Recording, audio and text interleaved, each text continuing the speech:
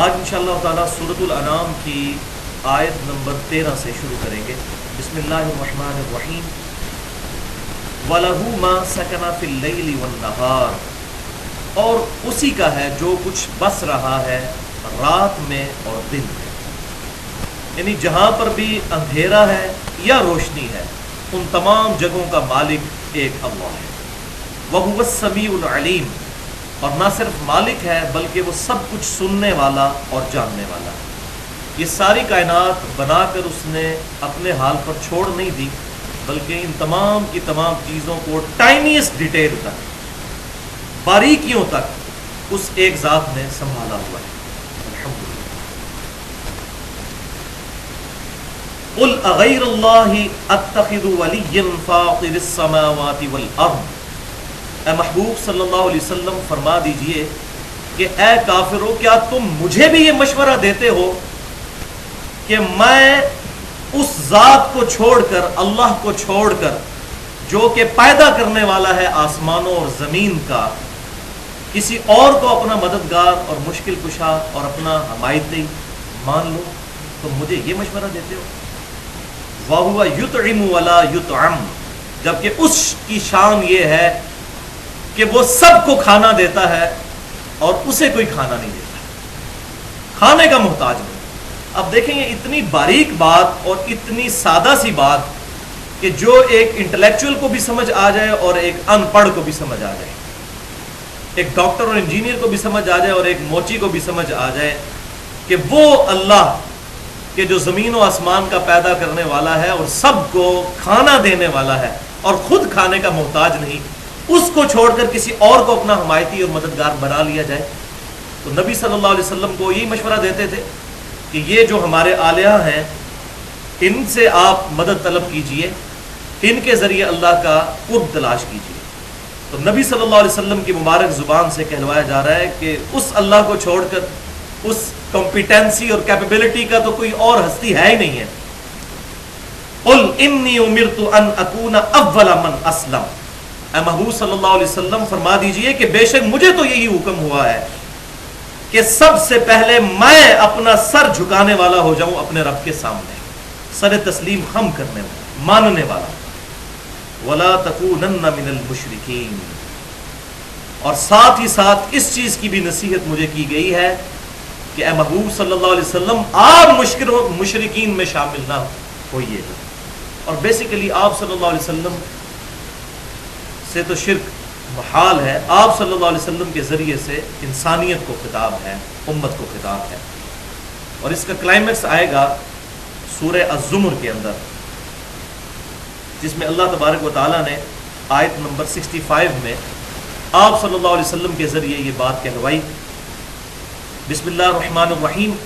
وَلَقَدْ أُوحِيَ إِلَيْكَ وَإِلَى الَّذِينَ مِنْ قَبْلِكَ، اے محبوب صلی اللہ علیہ وسلم آپ فرما دیجئے کہ بے شک میری طرف اور مجھ سے پہلے جتنے بھی انبیاء گزرے ہیں ان کی طرف ایک وحی خاص ہوئی، لَإِنْ أَشْرَكْتَ لَيَحْبَطَنَّ عَمَلُكَ وَلَا تَكُونَنَّ مِنَ الْخَاسِرِينَ، کہ بالفرض اگر تم نے بھی شرک کیا تو تمہارے بھی سارے اعمال اکارت کر دیے جائیں گے اور تم خسارہ پانے والوں میں سے ہو جاؤ گے۔ وَلِعَوْذُ بِاللَّهِ تَعَالَى۔ تو شرک is the most sensitive issue in the sight of Allah. Allah کے حضور سب سے زیادہ حساس معاملہ شرک کا ہے، اور یہ وہ واحد گناہ ہے جو اللہ تعالیٰ بھی معاف نہیں کرے گا قیامت والے دن اگر کوئی شخص اس دنیا سے بغیر توبہ کے چلا گیا۔ ہاں دنیا میں توبہ کر لی تو سورۃ الفرقان کے آخری رکوع میں آتا ہے کہ جو کوئی شرک سے توبہ کر لے ہم اس کے پچھلے گناہوں کو بھی نیکیوں سے بدل دیں گے، لیکن اس دنیا میں آخرت میں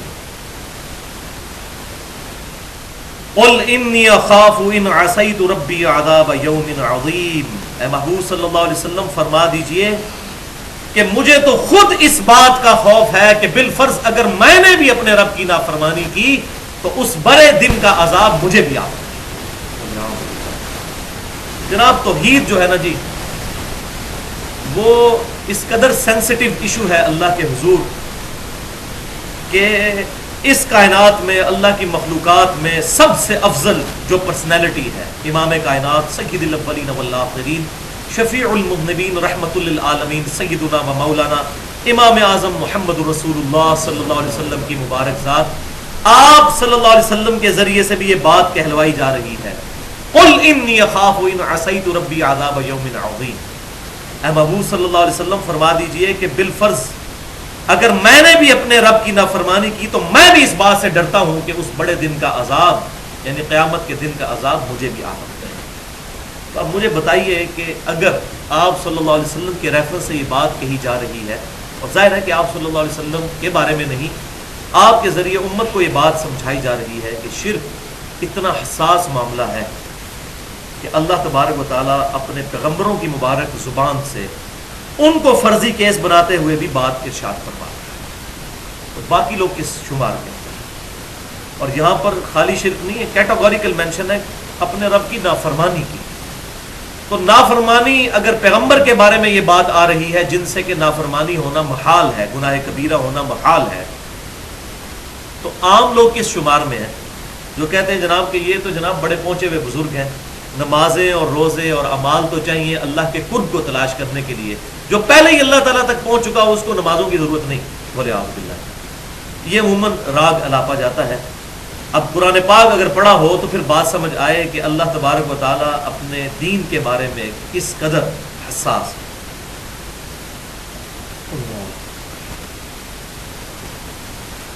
من یصرف عنہ یومئذ فقد رحمہ، جس شخص سے اس دن ٹال دیا گیا عذاب تو بے شک وہی وہ شخص ہے جس پر رحم کیا گیا۔ اصل رحمت یہ ہے کہ قیامت والے دن اللہ تعالیٰ کے عذاب سے خلاصی مل جائے۔ وَذَلِكَ الْفَوْزُ الْمُبِينُ، اور یہ ہے کھلی کامیابی۔ اصل کامیابی یہ ہے کہ قیامت والے دن کوئی شخص اللہ تبارک و تعالیٰ کی رحمت میں آ جائے اور عذاب سے بچا لیا جائے۔ تو بھائیو، صحیح بخاری اور صحیح مسلم کی متفق علیہ حدیث ہے، پچھلی دفعہ بھی میں نے اس آیت کے کانٹیکسٹ میں بیان کی تھی، کتب اللہ کتب علی نفسہ الرحمہ، کہ اللہ تعالیٰ فرماتا ہے کہ ہم نے اپنے اوپر یہ بات لازم کر لی ہے کہ ہم ہر حال میں رحم ہی فرمائیں گے۔ اس کے کانٹیکسٹ میں کتاب التوحید چیپٹر میں صحیح بخاری کے اندر بھی موجود ہے اور صحیح مسلم کے اندر بھی یہ حدیث موجود ہے کہ اللہ تبارک و تعالیٰ نے اپنی مخلوقات کو پیدا کرنے سے پہلے اپنے پاس عرش پہ یہ عبارت لکھ لی تھی کہ میری رحمت میرے غضب پر بھاری ہے۔ اور میں نے یہ عرض کیا تھا کہ یہ مسلمانوں کے پاس سب سے بڑا ایسٹ ہے، سب سے بڑی دولت مسلمانوں کے پاس یہ ہے کہ اللہ کی رحمت اس کے غضب سے سبقت لے جانے والی۔ حتیٰ کہ صحیح بخاری اور صحیح مسلم کی متفق علیہ حدیث ہے، اور کم از کم 7-8 طرق امام بخاری بھی لے کر آئے ہیں اس حدیث کے اور امام مسلم بھی، کہ امام کائنات صلی اللہ علیہ وسلم نے ارشاد فرمایا کہ کوئی بھی شخص بغیر اللہ کی رحمت کے جنت میں داخل نہیں ہوگا محض اپنے اعمال کی بنیاد پر۔ ایک صحابی نے بڑی جرأت کر کے عرض کیا، اللہ کے رسول صلی اللہ علیہ وسلم کیا آپ بھی؟ آپ صلی اللہ علیہ وسلم نے فرمایا ہاں میں بھی، جب تک میرے رب کی رحمت مجھے ڈھانپ نہ لے اس وقت تک میں بھی جنت میں داخل نہیں ہو سکتا۔ الفاظ دیکھیں، رب کی رحمت مجھے ڈھانپ نہ لے میں بھی جنت میں داخل نہیں ہو سکتا۔ اور یہ وہ ہستی ہے کہ جن کے مبارک نام پہ صحیح مسلم کی حدیث ہے جنت کا دروازہ کھلنا ہے۔ بخاری اور مسلم کی درجنوں احادیث ہیں طرق حدیث شفاعت کے معاملے میں، اور اس کا کلائمیکس وہ صحیح مسلم کی حدیث ہے کہ قیامت والے دن تمام اولاد آدم حتیٰ کہ ابراہیم خلیل اللہ بھی میری طرف متوجہ ہوں گے اللہ کے حضور اپنی شفاعت کے لیے۔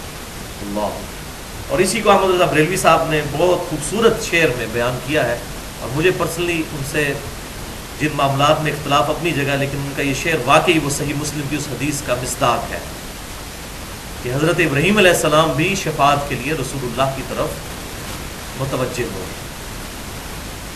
وہ جہنم میں گرا ان سے جو مستغنا ہوا، ہے خلیل اللہ کو حاجت رسول اللہ۔ وہ کہتے ہیں کہ وہ شخص تو پھر اپنا دوزخ میں مقام بنا لے جو کہ مجھے رسول اللہ کی شفاعت کی ضرورت نہیں، ہے خلیل اللہ کو حاجت رسول اللہ صلی اللہ علیہ وسلم علیہ السلام۔ لیکن آپ صلی اللہ علیہ وسلم بھی فرما رہے ہیں کہ میں بھی اللہ کی رحمت سے ہی جنت میں داخل ہوں۔ لہٰذا ان میں ان آیات کے اندر اور ان احادیث کے اندر ان فنیٹکس کا بھی رد ہے جو ظواہر دین کو سب کچھ سمجھ لیتے ہیں. انہوں نے داڑھی کے اندر، پگڑی کے اندر اور گیٹ اپ کے اندر، شلوار ٹخنوں سے اوپر کرنے کے بارے میں، تسبیح ہاتھ میں پکڑنے، اس کو سارے کا سارا دین سمجھ لیا ہے. اور وہ یہ سمجھتے ہیں کہ اب ہم اتنے پارسا ہو گئے ہیں کہ ہو ہی نہیں سکتا کہ ہمارا رب ہمیں قیامت والے دن جنت میں داخل نہ کرے. تو یہ بھی گمراہ کن عقیدہ ہے.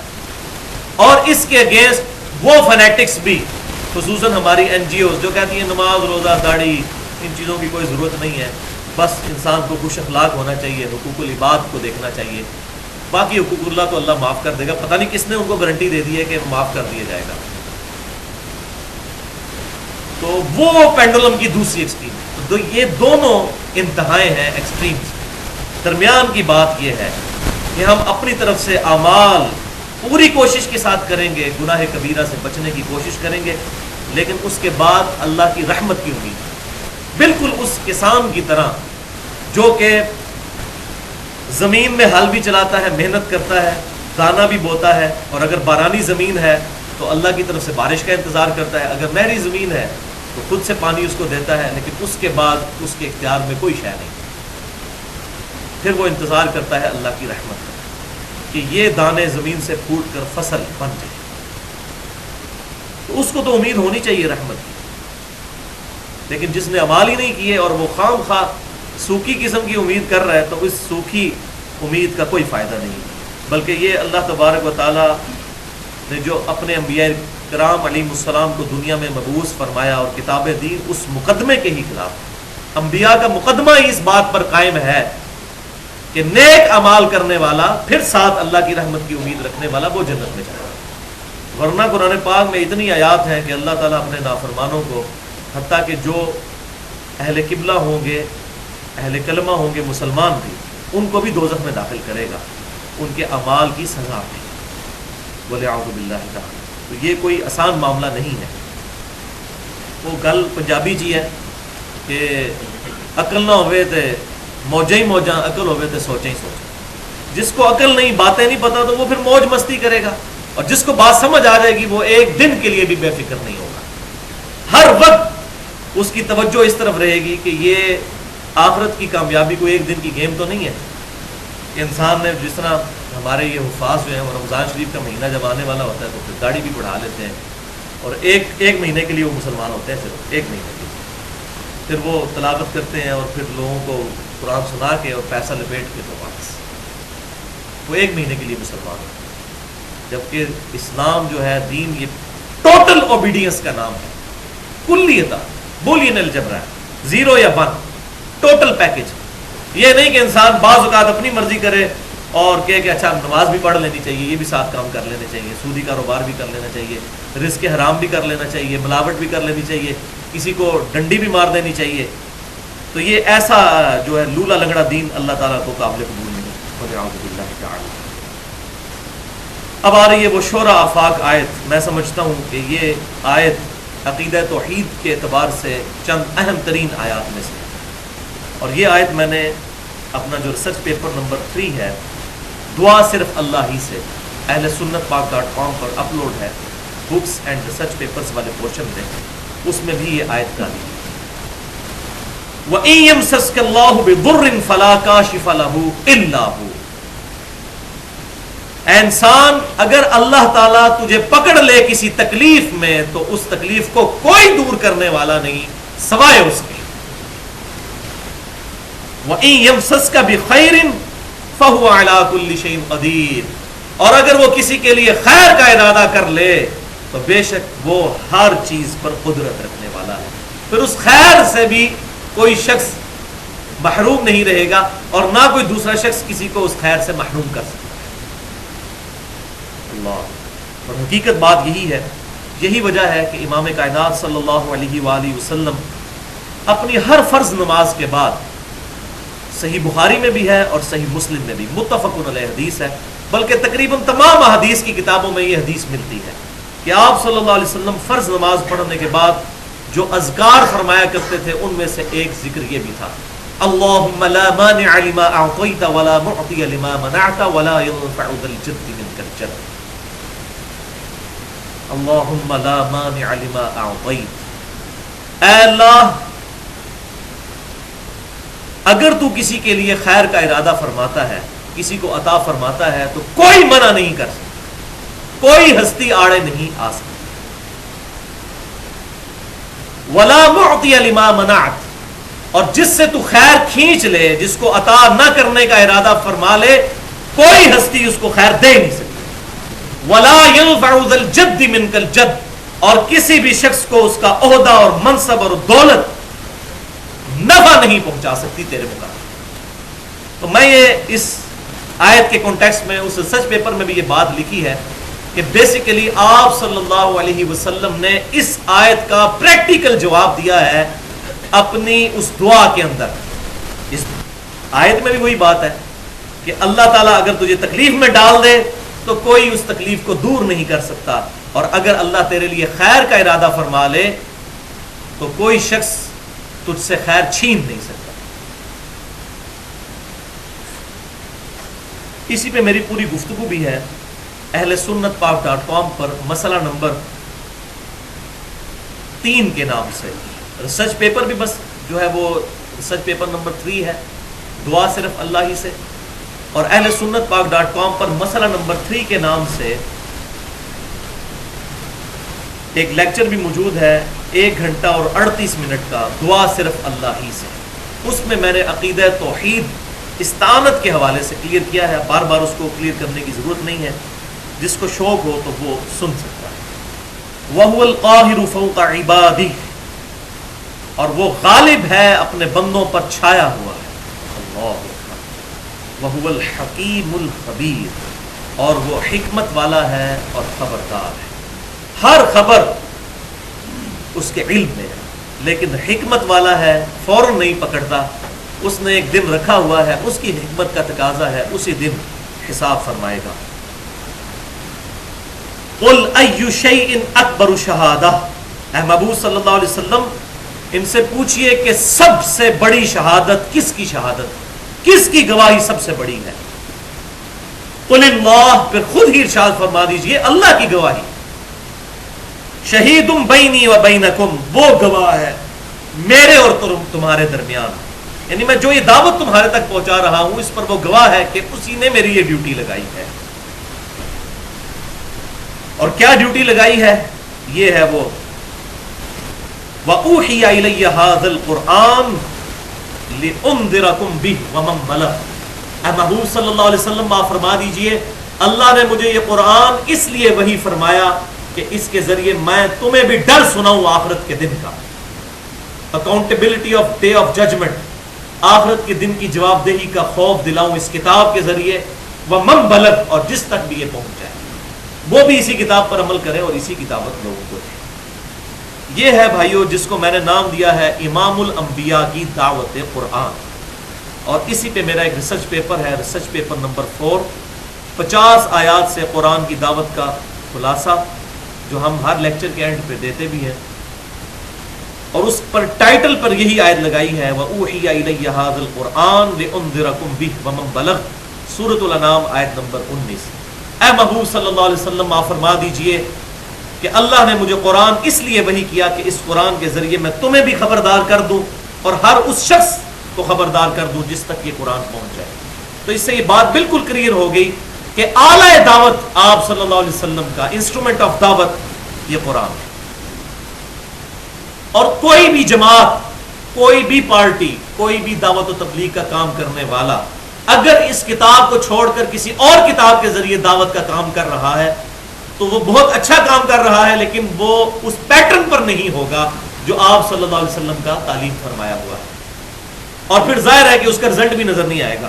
صحابہ اکرام علیہم رضوان 313 تھے تو پوری دنیا میں ریولوشن آئی آہستہ آہستہ، اور آج 40 لاکھ کے قریب بندہ ہر سال حج کرتا ہے، لیکن دنیا کے حالات بگڑتے ہی چلے جا رہے ہیں، اور آپ جماعتوں کے اجتماع دیکھیں لاکھوں میں ہوتے ہیں لیکن دنیا کے حالات پہ کوئی فرق نہیں پڑ رہا۔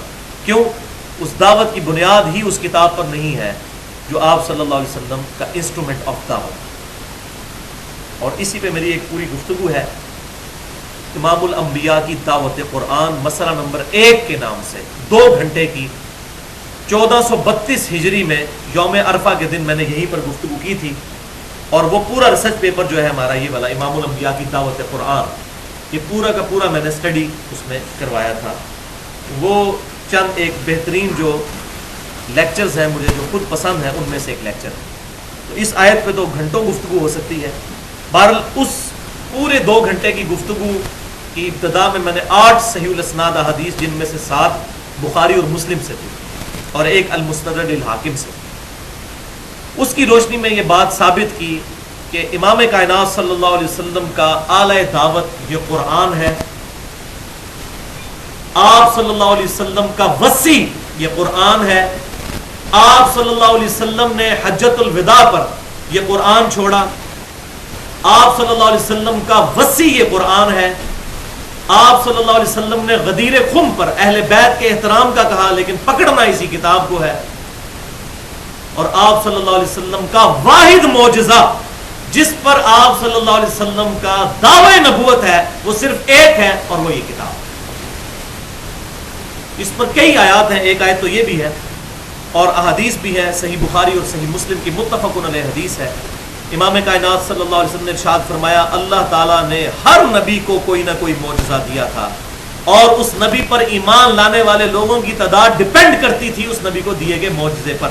اللہ نے مجھے سب سے بڑا وحی کا معجزہ دیا ہے، اور میں اللہ سے امید کرتا ہوں کہ قیامت والے دن جنت میں جانے والے سب سے زیادہ امتی میری امت سے ہوں گے۔ کیوں؟ معجزہ سب سے بڑا۔ اور صحیح بخاری اور صحیح مسلم کی ہی متفق علیہ حدیث ہے کہ امام کائنات صلی اللہ علیہ وسلم ارشاد فرماتے ہیں کہ جنتیوں کا نصف امت محمدیہ صلی اللہ علیہ وسلم سے، 50% جنتی اس امت سے۔ اور سنن ابن ماجہ میں صحیح سند کے ساتھ یہ حدیث موجود ہے کہ جنتیوں کی 120 صفوں میں سے 80 صفیں اس امت کی ہوں گی۔ کیوں؟ معجزہ سب سے بڑا، الحمدللہ۔ اور یہ زندہ معجزہ ہے، باقی تمام انبیاء کے معجزے مردہ ہو چکے ہیں ان کی زندگیوں تک۔ آج موسیٰ علیہ السلام کا عصا کسی کو مل جائے، آپ اس کو چاہے امام کعبہ کے ہاتھ میں پکڑا دیں یا صدر پاکستان کے ہاتھ میں پکڑا دیں، وہ اژدہا نہیں بن سکتا، وہ سانپ نہیں بن سکتا، وہ موسیٰ علیہ السلام کے ہاتھوں میں ہی معجزہ ہے۔ لیکن یہ کتاب وہ ہے جو صحابہ کرام علیہ رضوان کے پاس بھی معجزہ، اور قیامت تک آنے والے آخری انسان کے پاس، مسلمان نہیں انسان کے لیے بھی بہت بڑا معجزہ، جس کی پریکٹیکل ہم نے اپلیکیشن دیکھ لی ہے۔ 11 ستمبر 2001 کے بعد 34,000 امریکنز نے صرف 9 مہینے میں اسلام قبول کیا ہے، اس ٹوئنز ٹاور کے اٹیک کے بعد، قرآن پاک کا ترجمہ انگریزی میں پڑھنے کے بعد۔ پلین ٹروتھ میگزین ہے امریکہ کا، اس کے یہ فگر ہے۔ تو اس پہ میں جملہ بولا کرتا ہوں کہ اگر ایک پلید انگریز کو جس نے پوری زندگی اللہ اور رسول کا تعارف نہ سنا ہو عز و جل و صلی اللہ علیہ وسلم، اس کو یہ قرآن انگریزی میں پڑھنے سے ہدایت مل سکتی ہے، تو پاکستان، انڈیا اور بنگلہ دیش کے بھی نکھٹو قسم کے مسلمانوں کو قرآن کا ترجمہ اردو میں پڑھنے سے اور سننے سے ہدایت مل سکتی ہے۔ لیکن وہ مولوی آڑے آ جاتا ہے، اس کو پتہ ہے کہ میرے عقیدے قرآن کے خلاف ہے، وہ کہتا ہے جی قرآن حدیث ڈائریکٹ نہیں پڑھنی ہے، تو بڑے بڑے علماء کا کام ہے۔ علماء کا بھی کام کیا ہے؟ علماء بھی جو ہے وہ چندے اکٹھے کرنے میں مصروف ہے، ان کا قرآن سے کیا لینا دینا؟ انہوں نے قرآن اگر پڑھنا پڑھانا بھی ہے تو وہ بھی اپنا مال کمانے کے لیے، الا ماشاء اللہ۔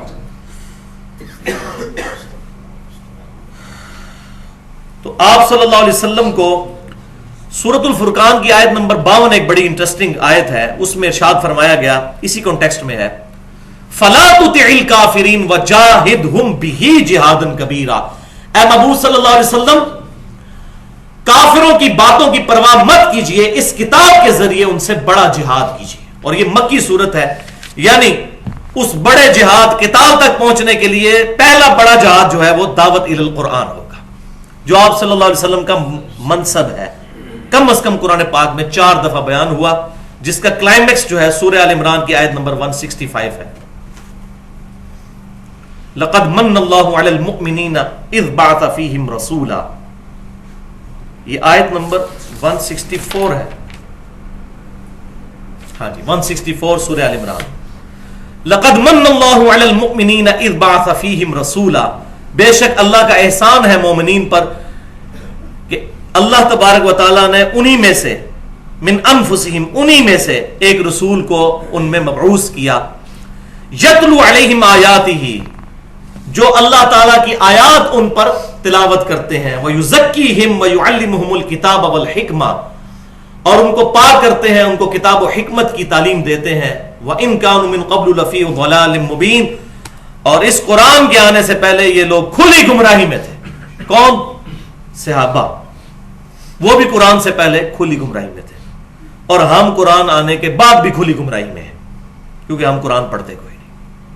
اسی آیت پہ لقد من اللہ علی المؤمنین اذ بعث فیہم رسولا، میری تقریباً 50 منٹ کی گفتگو ہے اہل سنت پاک.com پر، مسئلہ نمبر 2 کے نام سے قرآن اور صحیح حدیث ہی کیوں ضروری ہے۔ وَأُوحِيَ إِلَيَّ هَذَا الْقُرْآنُ لِأُنذِرَكُمْ بِهِ وَمَنْ بَلَغَ، اے محبوب صلی اللہ علیہ وسلم فرما دیجئے کہ مجھے قرآن اس لیے وحی کیا گیا کہ اس کتاب کے ذریعے میں تمہیں بھی دعوت دے دوں، تمہیں بھی تبلیغ کر دوں، تمہیں بھی ڈر سنا دوں، اور ہر اس شخص کو جس تک یہ کتاب پہنچ جائے۔ أَإِنَّكُمْ لَتَشْهَدُونَ أَنَّ مَعَ اللَّهِ آلِهَةً أُخْرَى، اے لوگو بتاؤ کیا تم اس بات کی گواہی دیتے ہو، واقعی تمہارا دل مانتا ہے اس بات کو کہ اللہ کے ساتھ کوئی اور آلہہ بھی ہے؟ قُلْ لَا أَشْهَدُ، اے محبوب صلی اللہ علیہ وسلم آپ فرما دیجئے میں تو اس بات کی گواہی نہیں دیتا۔ بالکل واضح ڈفرنس ہے، زمین و آسمان کی ساری مخلوقات مل کر ایک انڈا نہیں بنا سکتی، ایک انڈا، اور روزانہ اربوں خربوں انڈوں میں سے اربوں خربوں چوزے نکل رہے ہیں، کووں کے چوزے، مرغیوں کے چوزے، کبوتروں کے چوزے، مچھروں کے بچے، چیونٹیوں کے بچے، یہ تمام کی تمام چیزیں انڈے سے نکل رہی ہیں۔ اسی پہ میں نے پوری گفتگو کی ہے، بار بار اس کو کیا ریپیٹ کریں، ورنہ تو یہ قرآن پاک شاید 1000 لیکچرز میں بھی مکمل نہ ہو۔ اہل سنت پاک.com پر مسئلہ نمبر 60 کے نام سے who is Allah in the light of latest scientific facts, اللہ کون ہے جدید سائنسی حقائق کی روشنی میں، 1.25 گھنٹے کی گفتگو ہے۔ اس میں اس طرح کے تمام نیشنل جغرافک اور ڈسکوری چینل سے جو فگرز ہیں وہ میں نے بیان کیے ہیں کہ آج سائنس کی ترقی سے انسان پہ یہ بات بالکل کھل چکی ہے کہ زمین و آسمان کی ساری مخلوقات مل کر ایک لیونگ آرگن بھی نہیں بنا سکتی، اور بیولوجی کے 2 لاز فائنل ہو چکے ہیں، ایک یہ کہ تمام زندہ چیزیں پانی سے بنی ہیں، اور دوسرا یہ کہ living things can never be produced out of non living things, زندہ چیزیں مردہ سے نہیں پیدا ہو سکتی۔ انڈا مرغی ہی دے گی اور اس سے نکلے گا چوزا، اب اس انڈے کو چاہے مشین میں رکھیں چاہے مرغی کے نیچے، انڈا کوئی نہیں بنا سکتا۔ انڈا تو بڑی دور کی بات ہے، انڈا توڑ کے اس کا لیسدار مادہ ہم کسی کو پلیٹ میں رکھ کے دیں اور زمین و آسمان کے سارے انٹلیکچوئلز کو دعوت دیں کہ یہ لیس وہی ہے جو کہ چوزا بنتی ہے، اب آپ اس لیس سے چوزے کی ایک چونچ ہی بنا کے بتا دیں، اس کے بعد بھی کوئی بیوقوف ہوگا جو کہے گا سب کچھ خود بخود ہو رہا ہے۔ اور بھائی جو خود بخود ہو رہا ہے وہ تو کرنے سے بھی ہو سکتا ہے، جو ساری کی ساری ایفرٹس پٹ کرنے کے بعد بھی کام نہیں ہو سکتا وہ خود بخود کیسے ہو سکتا ہے؟ اسی لیے سائنٹسٹ آج اس بات کو ماننے پر مجبور ہے، اور میں نے اس میں یہ بات بتائی ہے کہ یہ بات بالکل فائنل ہو چکی ہے کہ ایک سپریم بینگ ہے، ایک سپر نیچرل ایجنسی ہے جس نے ٹائنیسٹ ڈیٹیل تک ان تمام چیزوں کو کنٹرول کیا ہوا ہے۔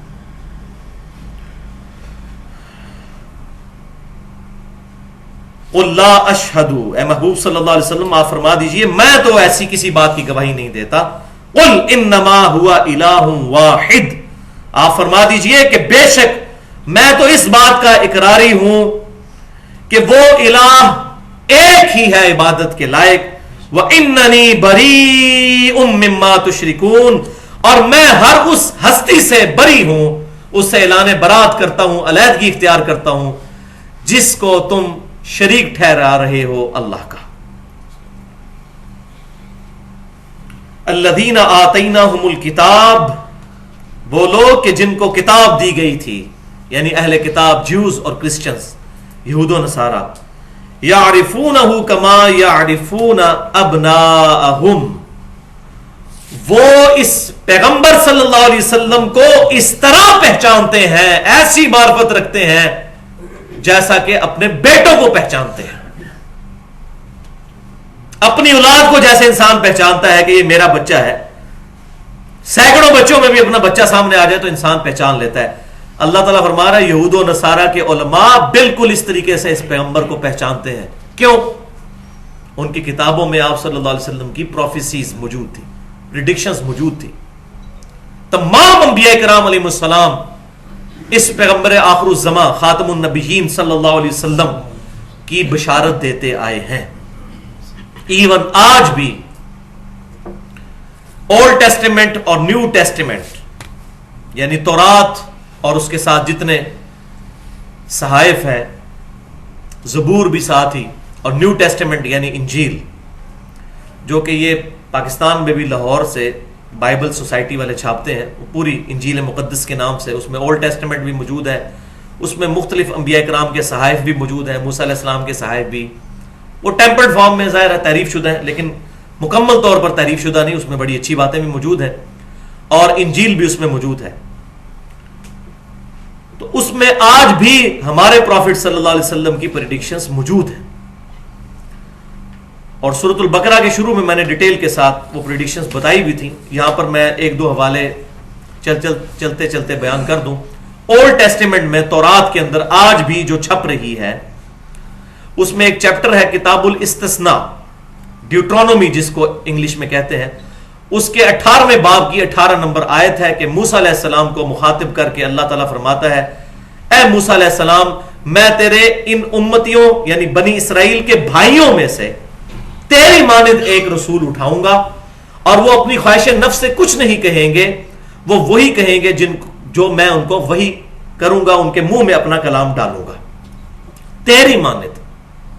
کرسچنز کہتے ہیں اس سے مراد عیسیٰ علیہ السلام ہے, جبکہ عیسیٰ علیہ السلام اس سے مراد نہیں, کیونکہ وہ موسیٰ علیہ السلام کی مانند نہیں ہے, اور نہ وہ بنی اسرائیل کے بھائیوں میں سے ہے. بنی اسرائیل کے بھائی ہیں بنو اسماعیل, اور عیسیٰ علیہ السلام تو خود یہودی تھے, بنی اسرائیل میں سے تھے, حضرت یعقوب علیہ السلام کی اولاد میں سے تھے.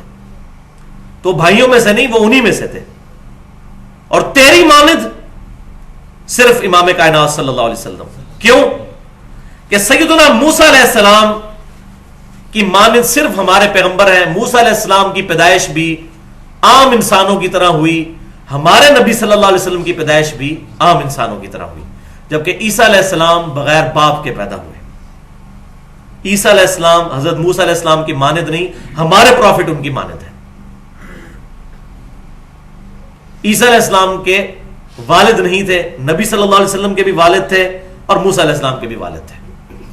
اسی طریقے سے سیدنا موسیٰ علیہ السلام صاحب شریعت پیغمبر تھے, ان کو اللہ تعالیٰ نے شریعت دی تھی. عیسیٰ علیہ السلام کو شریعت نہیں ملی. آج بھی نیو ٹیسٹیمنٹ میں موجود ہے کہ یہ نہ سمجھو کہ میں کوئی نئی شریعت لے کر آیا ہوں, بلکہ میں اسی 10 کمانڈمنٹس 10 احکام جو تورات میں نازل ہوئے انہی کی تبلیغ کے لیے آیا ہوں, دین موسوی پر. یہی وجہ ہے کہ آج کرسچن جو ہیں اولڈ ٹیسٹمنٹ کو بھی مانتے ہیں, جبکہ ہمارے نبی صلی اللہ علیہ وسلم کو بھی نئی شریعت دی گئی. لہٰذا ہمارے نبی صلی اللہ علیہ وسلم موسیٰ علیہ السلام کی مانند ہے, عیسیٰ علیہ السلام ان کی مانند نہیں ہے. عیسیٰ علیہ السلام پر صرف 12 بندے ایمان لے کر آئے, ان کے حواری. اللہ تعالیٰ نے ان کو یہودیوں سے بچا کر زندہ آسمانوں پر اٹھایا, جبکہ موسیٰ علیہ السلام کے ساتھ لاکھوں کا مجمع تھا. 6 لاکھ کے قریب آپ علیہ السلام پر ایمان لانے والے لوگ بنی اسرائیل میں سے موجود تھے. اور ہمارے پیغمبر صلی اللہ علیہ وسلم کے ساتھ بھی 1 لاکھ سے زیادہ صحابہ کرام علیہم رضوان موجود تھے جب آپ صلی اللہ علیہ وسلم نے حجۃ الوداع کا خطبہ دیا. تو یہ بھی مماثلت ہمارے پیغمبر کی موسیٰ علیہ السلام کے ساتھ بنتی ہے, عیسیٰ علیہ السلام کی نہیں بنتی. اسی طریقے سے موسیٰ علیہ السلام کو نیچرل ڈیتھ آئی ہے, قدرتی موت ان کو آئی. ہمارے نبی صلی اللہ علیہ وسلم بھی اس دنیا سے تشریف لے گئے, ان کے ساتھ بھی یہی معاملہ ہوا, جبکہ عیسیٰ علیہ السلام کو نیچرل ڈیتھ نہیں ہوئی ابھی تک, ان کو آسمانوں پر زندہ اٹھایا گیا. تو اس طرح کافی ڈیفرنسز ہیں جو یہ بات ثابت کرتے ہیں کہ کرسچنز کا یہ دعویٰ غلط ہے کہ موسیٰ علیہ السلام کی بشارت عیسیٰ علیہ السلام تھے, بلکہ وہ بشارت جو کتاب الاستثناء ڈیوٹرونومی چیپٹر میں باب 18 کی آیت 18 میں موجود ہے, وہ ہمارے پیغمبر صلی اللہ علیہ وسلم کے بارے میں ہے.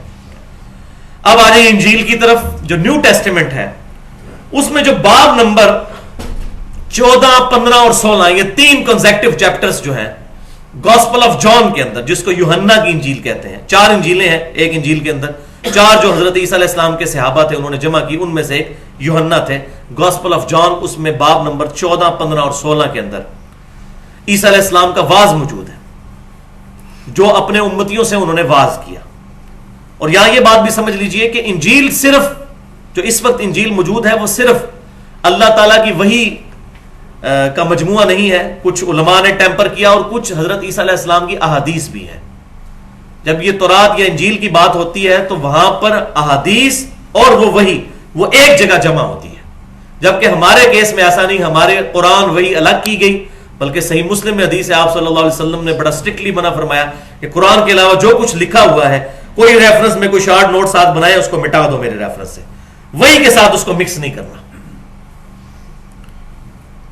اور احادیث الگ سے ہے. جبکہ انجیل کے اندر عیسیٰ علیہ السلام کی احادیث بھی ہیں, انجیل بھی موجود ہے, اور ٹیمپرڈ فارم کے اندر کچھ علماء کے اقوال بھی ہیں جو کہ ڈال دیے گئے ہیں.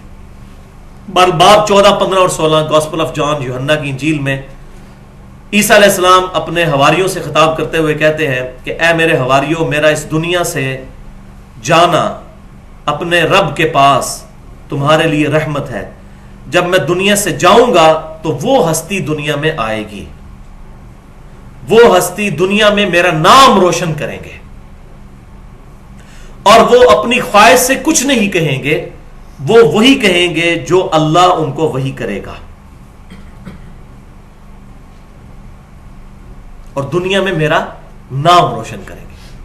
یعنی کہ عیسیٰ علیہ السلام پر جو ایلیگیشنز لگی تھیں یہودیوں کی طرف سے کہ یہ معاذ اللہ ولد الحرام ہے, دجال ہے, غلط ناجائز طریقے سے پیدا ہوئی, وہ تمام ایلیگیشنز قرآن پاک نے آپ صلی اللہ علیہ وسلم کی مبارک زبان سے دور کی, سورہ مریم کی شکل میں, سورہ آل عمران کے اندر, اس کے علاوہ بھی مختلف مقامات پر.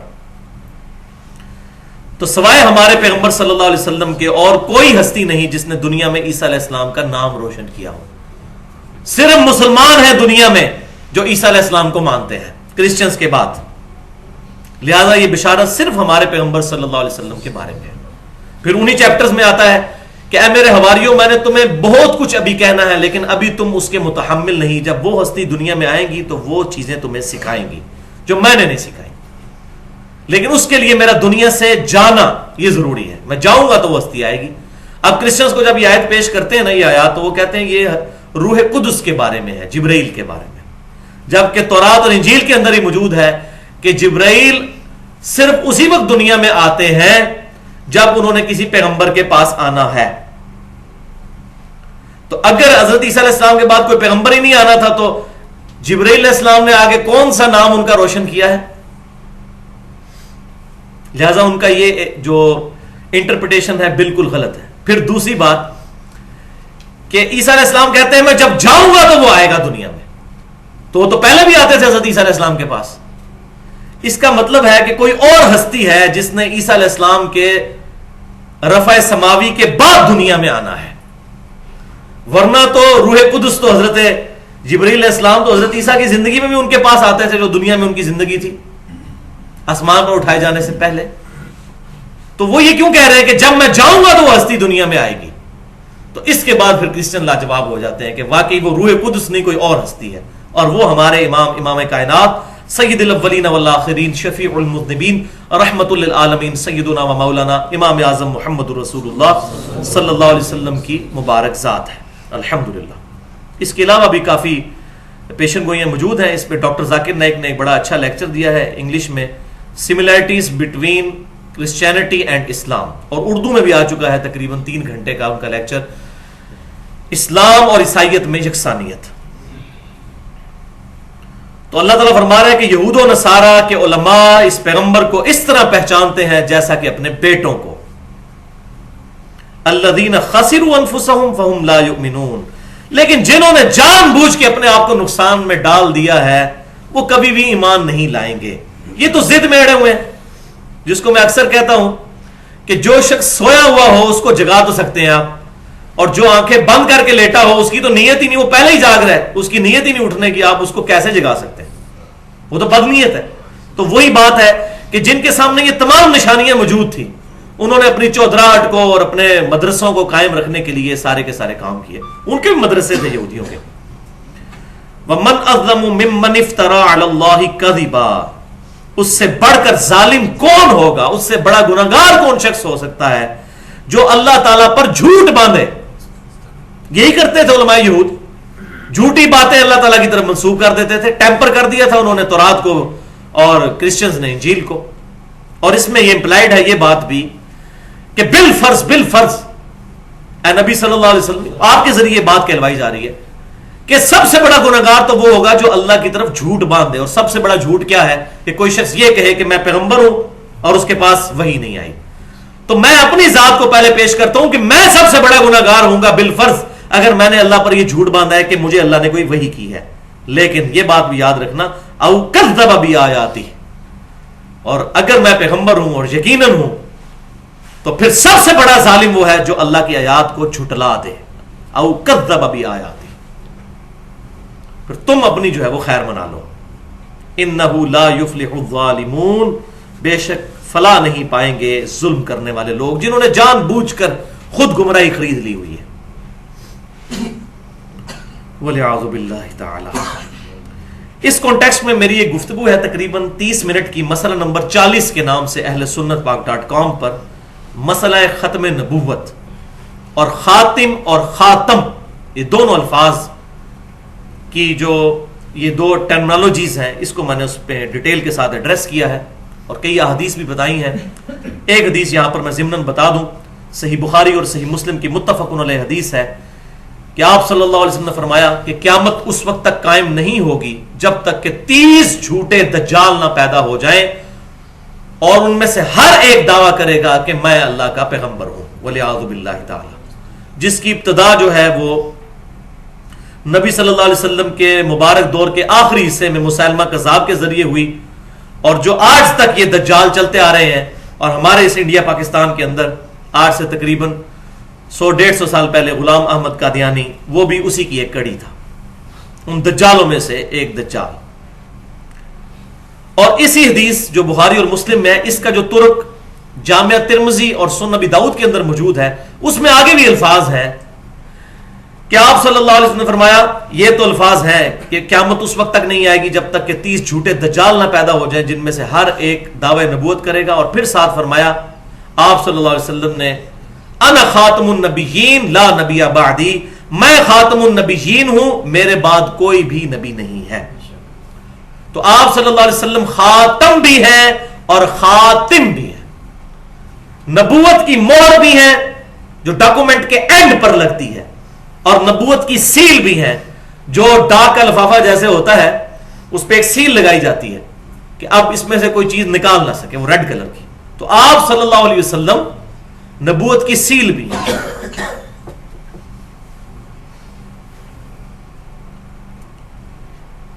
وَيَوْمَ نَحْشُرُهُمْ جَمِيعًا ثُمَّ نَقُولُ لِلَّذِينَ أَشْرَكُوا, اور یاد کرو وہ وقت کہ جب ہم قیامت والے دن ان سب کے سب لوگوں کو جمع کریں گے, اور وہ لوگ جو کہ شرک کیا کرتے تھے ان سے ہم کہیں گے, أَيْنَ شُرَكَاؤُكُمُ الَّذِينَ كُنْتُمْ تَزْعُمُونَ, کہاں ہیں وہ تمہارے شریک جن کے بارے میں تمہیں ظلم تھا اللہ کے مقابلے پر, اللہ کے ساتھ ان کو سمجھتے تھے, کہاں ہیں آج؟ ثم لم تکن فتنتهم الا ان قالوا, تو پھر ان کے پاس کوئی بھی عذر نہیں ہوگا سوائے یہ کہنے کے واللہ ربنا ما کننا مشرکین, اللہ کی قسم, ہمیں اپنے رب کی قسم کہ ہم شرک کرنے والے ہی نہیں تھے. یہ دنیا میں بھی لوگ شرک کر رہے ہوتے ہیں اور کہہ رہے ہوتے ہیں قسمیں ایسی تو شرک کرتے ہی نہیں, یہ شرک ہی نہیں ہے. تو یہ اب آپ دیکھ لیں قیامت والے دن میں انہوں نے یہ کہنا ہے. ایک مفہوم اس کا یہ بھی ہو سکتا ہے کہ وہ بھی کہیں گے ہم نے تو کوئی شرک کیا ہی نہیں ہے, ہمیں تو یہ بات سمجھ نہیں آئی کہ دعا صرف اللہ ہی سے.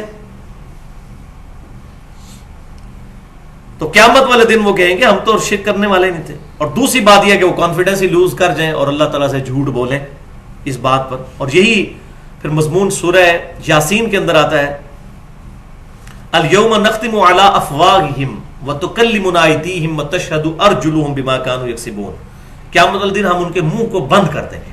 کوئی جھوٹ جو بول رہے ہوں گے تو زبان کو وہ بند کر دیا جائے گا.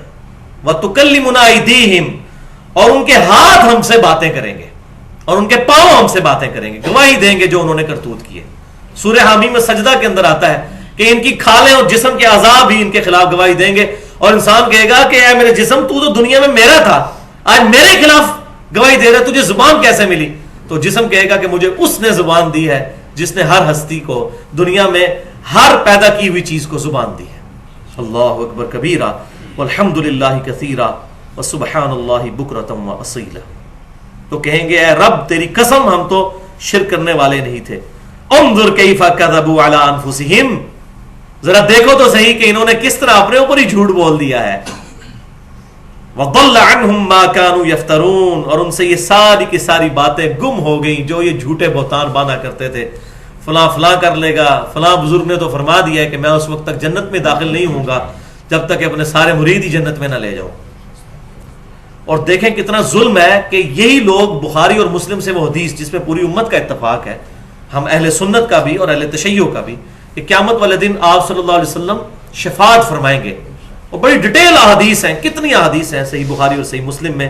سب لوگ آدم علیہ السلام کے پاس جائیں گے, وہ کہیں گے کہ آج مجھے اپنی غلطی یاد آ رہی ہے, تم موسیٰ علیہ السلام کے پاس جاؤ, وہ کہیں گے آج مجھ سے بھی دنیا میں خطا ہو گئی تھی, ایک بندہ مجھ سے قتل ہو گیا تھا, جان بوجھ کے نہیں انجانے میں. لیکن انبیاء کا منصب تو بہت بلند ہے, وہ اپنے دل میں تو گلٹی فیل کرتے ہیں اس بات کا. تم ابراہیم علیہ السلام کے پاس جاؤ, وہ بھی کہیں گے کہ آج مجھے اپنی غلطیاں یاد آ رہی ہیں. نوح علیہ السلام کے پاس کرتے کرتے اینڈ میں ہمارے پروفٹ کے پاس آئیں گے تو آپ فرمائیں گے انا لہا, آج میں ہی ہوں, شفاعت کا دروازہ میرے ہی ہاتھوں پر کھلے گا. تو آپ صلی اللہ علیہ وسلم شفاعت فرمائیں گے. اب دیکھیں انبیاء کرام علیہ السلام سب سے ہوتے ہوئے آپ صلی اللہ علیہ وسلم کے پاس لوگ پہنچ رہے ہوں گے.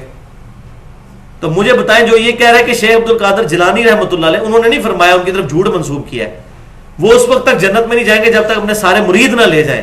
تو اس کا مطلب معاذ اللہ استغفر اللہ, شیخ عبد القادر جیلانی کا مرتبہ پھر ان انبیاء سے بھی زیادہ ہوا. انبیاء نفسا نفسی کہہ رہے ہوں گے, وہاں شیخ عبد القادر جیلانی ہے کوئی بھی بڑے سے بڑا بزرگ یا کوئی بڑے سے بڑا صحابی, اس کی بات کی سنوائی نہیں ہونی جب تک کہ آپ صلی اللہ علیہ وسلم اللہ کی بارگاہ میں سجدہ ریز ہوں گے. اور جتنی دیر اللہ چاہے گا, نبی صلی اللہ علیہ وسلم فرماتے ہیں, بخاری اور مسلم کے الفاظ ہیں, میں سجدے میں رہوں گا اور اللہ تعالیٰ مجھے کچھ کلمات ایسے سکھائے گا جو آج نہیں پتا, اس دن ہی سکھائے گا. ان کلمات کی برکت سے اللہ تبارک و تعالیٰ کا جلال جو ہے رحمت کی طرف کنورٹ ہوگا اور پھر شفاعت کے لیے کہا جائے گا. اس کے بعد ہاں الحمدللہ, اس کے بعد پھر نیک پرہیزگار لوگ, اہل تقوی لوگ, صحابہ اکرام بھی, فرشتے بھی, اور بزرگان دین, بزرگان بے دین نہیں, اور علماء کرام, اور علماء کرائم نہیں, مجرم علماء نہیں, علماء کرام اور بزرگان دین, وہ بھی شفاعت کریں گے, لیکن بالاذن. من ذا الذی یشفع عنده الا باذن, کون ہے جو اللہ کے حضور کسی کی سفارش کر سکے مگر اس کے اذن سے, بغیر اذن کے نہیں, دھڑلے سے نہیں, شفاعت بالوجات نہیں, دھونس کے ساتھ نہیں. اور اس پہ میری گفتگو ہے 25 منٹ کی اہل سنت پاک.com پر, مسئلہ نمبر 4 کے نام سے, مسئلہ شفاعت کے نام سے. وَضَلَّ عَنْهُمْ مَا كَانُوا يَفْتَرُونَ, ان سے جاتا رہے گا جو کچھ دنیا میں وہ افطرا باندھا کرتے تھے. وَمِنْهُمْ مَنْ يَسْتَمِعُ إِلَيْكَ, اے محبوب صلی اللہ علیہ وسلم, ان میں سے کچھ لوگ ایسے بھی ہیں جو بڑی توجہ کے ساتھ آپ کی بات کو سنتے ہیں, لیکن بدنیتی کے ساتھ سن رہے ہوتے ہیں, لوگوں پہ روک ڈالنے کے لیے کہ یار ہم جاتے ہیں, بات سنتے ہیں, اور پھر وہ ایکٹنگ بھی کرتے تھے, سامنے بیٹھ بھی جاتے تھے سر جھکا کے, اور ہاں میں ہاں بھی ملاتے تھے, اور بعد میں کہتے تھے ہم تو بڑے اخلاص کے ساتھ گئے تھے, لیکن محمد صلی اللہ علیہ وسلم کی کوئی باتیں کوئی دل کو اٹریکٹ نہیں کی ہیں. تو اس کا پھر اثر عام عوام الناس پہ پڑتا تھا, یار یہ اتنے پڑھے لکھے لوگ ہیں, اگر ان کو یہ بات سمجھ نہیں آ رہی ہے اس کا مطلب ہے یہ معاذ اللہ کوئی ڈکوسلا ہی ہے, حالانکہ وہ بدنیتی کے ساتھ آئے ہوتے تھے. تو اللہ تعالیٰ ان کا پردہ بھی چاک فرما رہا ہے, اے نبی صلی اللہ علیہ وسلم, ان میں ایسے لوگ ہیں جو بڑے کان لگا کے آپ کی بات سن رہے ہوتے ہیں, لیکن بدنیت ہوتے ہیں, چونکہ بات انہوں نے سننی نہیں ہے تو اللہ کی ڈیوائن مور ان پہ لگ جاتی ہے. وَجَعَلْنَا عَلَىٰ قُلُوبِهِمْ أَكِنَّةً, اور ہم ڈال دیتے ہیں ان کے دلوں پہ پردہ, آپ کی بات سمجھ ہی نہ آئے ان کو. اللہ اکبر, اَن يَفْقَهُوهُ, کہ وہ آپ کی بات کو سمجھ سکیں. وَفِي آذَانِهِمْ وَقْرًا, اور ان کے کانوں میں بوجھ ڈال دیتے ہیں. وَإِن يَرَوْا كُلَّ آيَةٍ لَا يُؤْمِنُوا بِهَا, اور اگر یہ سارے معجزات بھی دیکھ لیں یہ کبھی ایمان نہیں لائیں گے. وَلِعَاذُ بِاللَّهِ تعالی, یہ ہے وہ پوائنٹ آف نو ریٹرن جس کے بعد واپسی نہیں ہوتی. سارے معجزات بھی دیکھ لیں, انہوں نے اب قبول نہیں کرنی حق بات. حَتَّى إِذَا جَاءُوكَ, حتیٰ کہ جب آپ کے پاس آتے ہیں, يُجَادِلُونَكَ, تو آپ سے جھگڑا کرتے ہیں. يَقُولُ الَّذِينَ كَفَرُوا, اور یہ کافر پھر کہتے ہیں, ان ھذا الا اساطیر الاولین، کہ یہ قرآن تو نہیں، یہ پرانے لوگوں کی سٹوریاں ہیں جو یہ سناتا رہتا ہے، والعیاذ باللہ تعالی۔ اب یہ بڑا خطرناک معاملہ ہے۔ اس آیت کے اندر اس طرف بھی اشارہ ہو گیا جو اکثر لوگ پوچھتے ہیں کہ اتنے بڑے بڑے علماء، ان کو بات کیوں نہیں سمجھ آتی؟ یہ بڑی چھوٹی چھوٹی بات ہے، اتنے بڑے بڑے بزرگوں کو کیوں نہیں سمجھ آئی کہ بیوقوف آدمی بھی لا الہ الا اللہ چشتی رسول اللہ کلمہ نہیں پڑھوا سکتا، لا الہ الا اللہ اشرف علی تھانوی رسول اللہ کو انڈورس نہیں کر سکتا، اللہم صلی علی نبینا اشرف وعلی آل اشرف اس درود شریف کو انڈورس نہیں کر سکتا۔ پھر آخر یہ معاملات کیسے بگڑے؟ اس پہ میں نے پوری گفتگو کی ہے، 2 لیکچرز دیے ہیں تقریباً 2 گھنٹے کے۔ مسئلہ نمبر 71A اور 71B، بزرگان دین کی جو سو کالڈ بزرگان دین، بزرگان بے دین جو ہیں، بزرگوں کی اندھا دھند پیروی کا انجام، جس پہ ریسرچ پیپر نمبر 2 بھی ہے، اور انڈیا اور پاکستان کے جو بڑے بڑے علماء ہیں ان کی 19 گستاخانہ عبارات کا قرآن و سنت کی روشنی میں میں نے پوسٹ مارٹم کیا ہے۔ تو آج یہ بھی سوال کا جواب سمجھ لیجئے، جو یہ اکثر لوگ کہتے ہیں جی اتنے بڑا فلاں عالم ہے، اس کو بات سمجھ نہیں آئی، تجھے کل کے چھوکرے کو بات کیسے سمجھ آ گئی ہے؟ تو اس کو بتائیں وہ جتنا بڑا ہے نا، اس سے بڑے بڑے جو ہے نا وہ تھے ابو جہل، جسے ابو الحکم کہا جاتا تھا اسلام کے آنے سے پہلے، حکمت کا باپ، سب سے بڑا سمجھدار، لیکن بدنیت تھا نا، بات قبول نہیں کی اس نے۔ حضرت بلال کو سمجھ آ گئی بات، تو آپ پوچھیں کہ حضرت بلال کو بات سمجھ آ گئی تو ابو جہل کو سمجھ کیوں نہیں آئی؟ اتنا بڑا حکمت والا تھا کہ نبی صلی اللہ علیہ وسلم نے بھی دعا کی، یہ صحیح سند کے ساتھ جامعہ ترمذی میں یہ دعا موجود ہے، اے اللہ عمر بن حشام اور عمر ابن خطاب، یعنی ابو جہل اور عمر بن خطاب میں سے ایک کے ذریعے اسلام کو عزت عطا فرما۔ حضور نے اہمی تو اس کا نام نہیں لیا تھا، وہ بہت بڑی شے تھا، اس کو بات کیوں نہیں سمجھ آئی؟ اور حضرت بلال کو سمجھ آ گئی، حضرت یاسر کو سمجھ آ گئی، حضرت سمیہ اور عمار ابن یاسر کو بات سمجھ آ گئی، غلاموں کو سمجھ آ گئی بات، اس کو سمجھ نہیں آئی۔ تو اس سوال کا جواب بھی آج سن لیجئے، یہ بہت بڑا مہمہ ہے، لوگ پوچھتے ہیں۔ تو مسئلہ یہ ہوتا ہے جب کوئی شخص حق بات کھل جانے کے بعد جان بوجھ کر اس کو قبول نہ کرے، اپنی ضد کی وجہ سے یا روٹی روزی کی وجہ سے یا کسی بھی دنیاوی وجہ سے بات سمجھ آ رہی ہے کہ بات صحیح ہے اور بات کو قبول نہ کرے، اس کے بعد اللہ تعالیٰ کی مہر لگ جاتی ہے۔ پھر یہ بات ہوتی ہے، اللہ تعالیٰ فرماتا ہے ہم نے پردہ ڈال دیا ان کے دلوں پر، اور یہ سارے معجزات بھی دیکھ لیں۔ اب خام خواہ ان کو بخاری اور مسلم سے کھول کے حدیث دکھاتے ہیں کہ نماز کا طریقہ یہ لکھا ہوا ہے، ان کو آپ جو مرضی بتا دیں یہ نہیں مانیں گے۔ علماء کی بات کرو، عوام نہیں، عوام سلیم الفطرت ہوتی ہے، علماء جنہوں نے دین کو ذریعے معاش بنایا ہوا ہے۔ تو یہ جو کہتے ہیں اتنے بڑے بڑے بزرگوں کو سمجھ نہیں آتی، اس کی بات یہ ہے کہ جب اللہ ہی سمجھنے نہیں دے رہا تو کون دنیا کا بڑا انٹلیکچوئل ہے اس کو سمجھا سکے؟ مجھے بتائیں، جس کے لیے اللہ تعالیٰ نے گمراہی کا فیصلہ کر لیا ہے کہ اس کو میں نے اب گمراہ کرنا ہے۔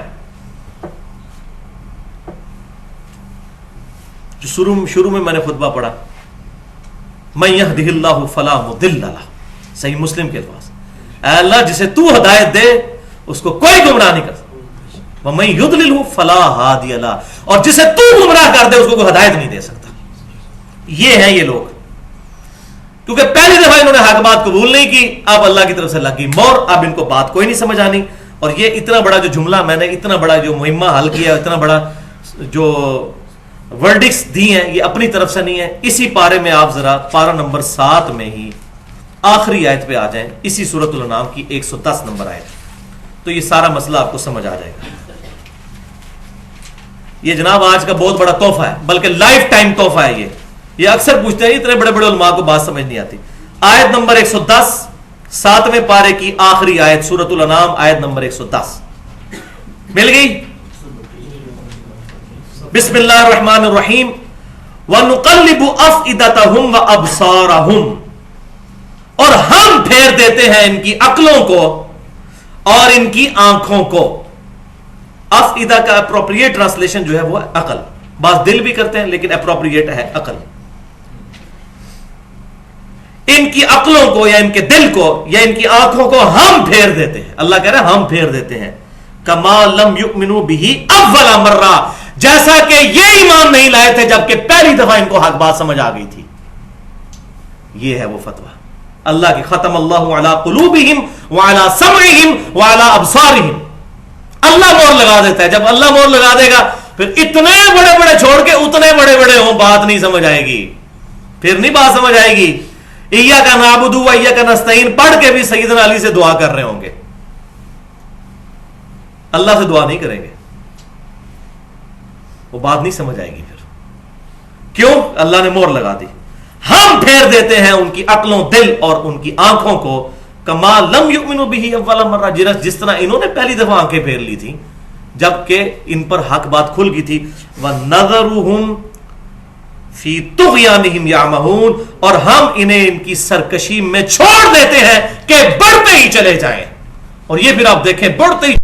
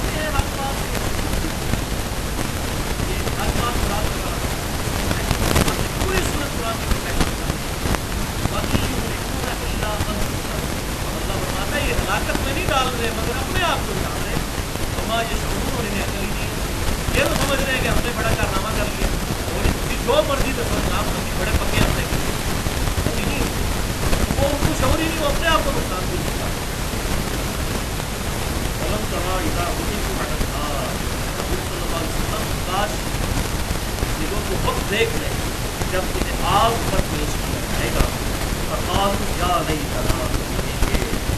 کاش ہے کسی طرح تردو کہ ہمیں لوٹا دیا جائے, ولا نکذب بآیاتی, کہ ہم نہیں جھٹلائیں گے پھر آیات کو, ربنا, اپنے رب کی, ونکون من المؤمنین, اور ہم مومنین میں سے ہو جائیں گے. ایک دفعہ دنیا میں دوبارہ جانا نصیب ہو جائے ہم پکے مومن بن جائیں. آپ کا ویسے کیا خیال ہے کہ ان لوگوں کو اگر دنیا میں آنا دوبارہ نصیب ہو جائے تو مومن بن تو جانا چاہیے؟ اصول دل تو یہی مانتا ہے. کیوں؟ جب سب کچھ دیکھ لیا, لیکن اللہ تعالیٰ کا ذرا فتویٰ سنیں. بل بدا لہم ما کانوا یخفون من قبل, بلکہ ان پر اب کھل گئی ہے وہ حقیقت جو یہ پہلے چھپایا کرتے تھے. یعنی دل گواہی دیتا تھا ان کا, لیکن اپنے اوپر جان بوجھ کے چھپا کے رکھتے تھے, بات کو قابو رکھتے تھے. نہیں نہیں نہیں نہیں, ہم نے نہیں سکیدے سے. اتنے بڑے بڑے بزرگ پاگل تھے, چاہے یہ کفار ہو یا مسلمانوں میں کوئی سیکس ہو, سب کی یہی حالت ہے. تو اللہ تعالیٰ فرماتا ہے جو یہ چھپایا کرتے ہیں نا دل کی گواہی. کتنے لوگ ہیں جن کو ہم نے بات کی ہے کہ بھائی یہ بتاؤ بارش کون برساتا ہے؟ یہ اللہ. ڈیوٹی کس کی ہے؟ یہ فرشتوں کی. تو یہ ایمانداری سے بتاؤ کہ دعا بارش کے لیے فرشتوں سے کی جائے یا اللہ سے؟ نہیں جی, دعا تو اللہ سے کرے.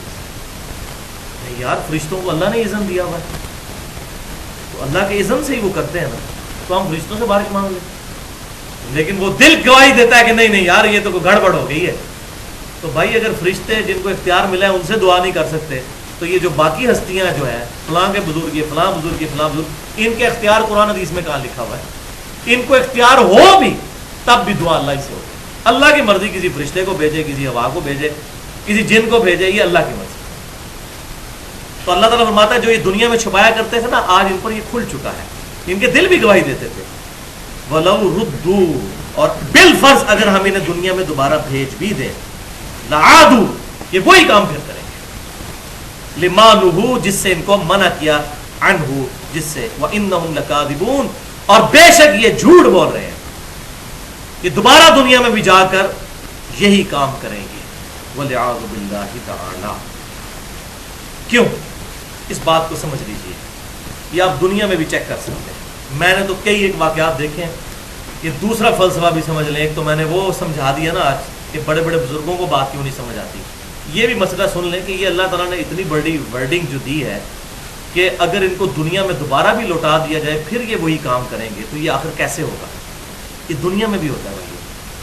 میں اپنی زندگی میں کئی ایسے لوگوں سے ملا ہوں. آج سے تقریباً 6-7 سال پہلے مجھے اسلام آباد میں ٹیکسی پہ کہیں جا رہا تھا، تو ٹیکسی ڈرائیور سے میری گپ شپ ہوئی، تو میں نے اس کے ساتھ مختلف چیزیں ڈسکس کی، تو وہ مجھے بتانے لگا، خود کہتا ہے جی مجھے تو اللہ تعالیٰ نے نئی زندگی دی ہے۔